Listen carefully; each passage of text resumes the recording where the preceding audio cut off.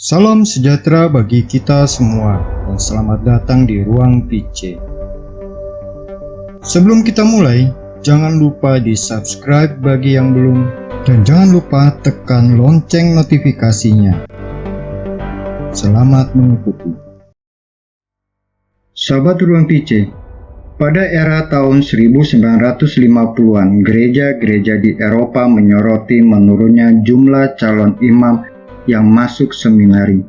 Hal itu menjadi salah satu agenda pembahasan dalam salah satu sesi di Konsili Vatikan II tahun 1963. Paus ke-6 berpendapat bahwa di mana suatu komunitas gerejawi yang bertumbuh dan berdasarkan iman, kasih, dan Injil, maka disitulah akan tumbuh juga sejumlah panggilan. Paus ke-6 dalam sebuah pesan di Radio Vatikan pada 11 April tahun 1964. Atas dasar itulah, Paus ke-6 menetapkan hari Minggu Paskah keempat sebagai hari Minggu panggilan sedunia yang di dalamnya kita berdoa agar Allah mengirimkan para pekerja bagi gerejanya. Ada dua jenis panggilan hidup di dalam gereja, yaitu panggilan awam dan panggilan khusus. Melalui rahmat baptisan, kita semua dipanggil kepada kekudusan hidup dengan mewartakan Injil. Panggilan umat beriman awam. Sebagai anggota umat beriman, kita dipanggil dan diutus membangun kerajaan Allah di tengah dunia melalui keluarga dan pekerjaan mereka di tengah dunia ini. Berdasarkan Lumen Gentium artikel 31. Panggilan khusus menunjuk kepada anggota gereja yang menerima rahmat tahbisan suci dan termasuk juga hierarki gereja untuk melayani gereja dan umat Allah seperti uskup, imam, dan diakon, maupun mereka yang menyerahkan diri secara khusus kepada Allah dengan mengikrarkan nasihat-nasihat Injili seperti para biarawan dan biarawati. Panggilan khusus untuk membaktikan diri bagi Allah dan gereja ini dapat berkembang baik berkat kehidupan keluarga yang penuh iman dan kasih. Inilah tanggung jawab keluarga Kristiani untuk menumbuhkan benih-benih panggilan sebagai persembahan kepada Allah dan gereja. Paus Fransiskus mengajak kita kembali merefleksikan peran Santo Yosef dalam karya keselamatan. Menyangkut tahun Santo Yosef, Paus Fransiskus menyampaikan bahwa Allah melihat hati Santo Yosef yang sangat mulia. Ia membesarkan Yesus, melindungi dan menjaga Yesus sebagai seorang bapa. Dalam hal ini, Santo Yosef mampu memberi warna kehidupan dalam rutinitas sehari-hari, seperti halnya dalam panggilan, yaitu memberi hidup dan membarui hidup setiap hari. Tuhan ingin membentuk setiap bapa dan ibu dengan hati yang terbuka, mampu melahirkan inisiatif, murah hati dalam memberikan diri, berbela rasa dalam menenteramkan kecemasan, dan teguh dalam memperkuat harapan. Imamat dan hidup bakti sangat membutuhkan kualitas-kualitas yang seperti ini di zaman sekarang. Ada 3 kata kunci Santo Yosef yang Santo Yosef berikan bagi setiap panggilan. Yang pertama adalah mimpi. Di masa yang serba tidak menentu dan sulit karena pandemi, Santo Yosef hadir dengan lembut lewat teladan hidupnya. Kita harus terus mampu bermimpi untuk menemukan pemenuhan hidup kita. Pemenuhan hidup yang sejati adalah cinta. Dengan cinta kepada Allah dan sesama adalah makna hidup yang patut kita perjuangkan. Melalui mimpi-mimpi itu, terutama di saat yang sangat rapuh seperti sekarang ini, mimpi seperti itu adalah panggilan dari Allah. Memang tidak mudah menerimanya, seperti Santo Yosef saat menerima mimpi bahwa Maria sedang mengandung dari Roh Kudus yang adalah tunangannya saat itu. Walau sulit, tapi ia terbangun dan dengan diam ia menerimanya sebagai sebuah panggilan hidup yang penuh resiko dan banyak mengorbankan rencana-rencananya sendiri.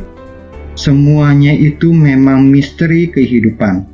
Di zaman itu, memang mimpi menjadi salah satu tanda. Pertanyaannya, mengapa Santo Yosef sangat percaya kepada mimpi itu? Karena hati Santo Yosef terarah kepada Allah.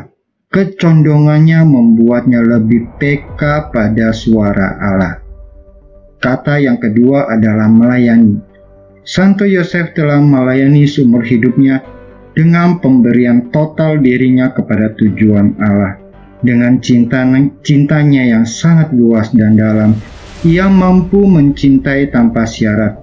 Jauh dari sikap posesif, sangat terbuka untuk pelayanan yang membuahkan, sampai gereja menjadikannya sebagai pelindung gereja.